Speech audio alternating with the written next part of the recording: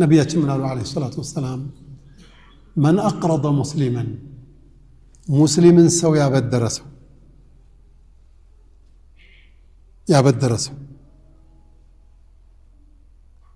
ያበደረውን የሚያህል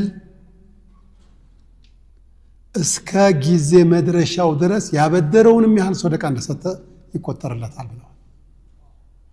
100,000 ብር ለእንትና አበደርከው መቼ እንዲከፍል?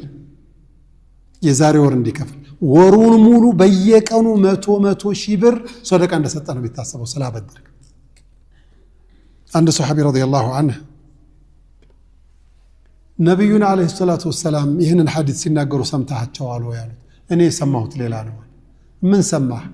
መን አቅረደ ሙስሊምን ያበደረ ሰው በየቀኑ ኢላ አጀሊህ እስከ ተስማሙበት ቀን ድረስ በየቀኑ እጥፍ 100,000 አይደል ያበደርከው 200,000 በየቀኑ ሰደቃ የሰጠኸው ይሃል ነው አጅር የሚሰጠው።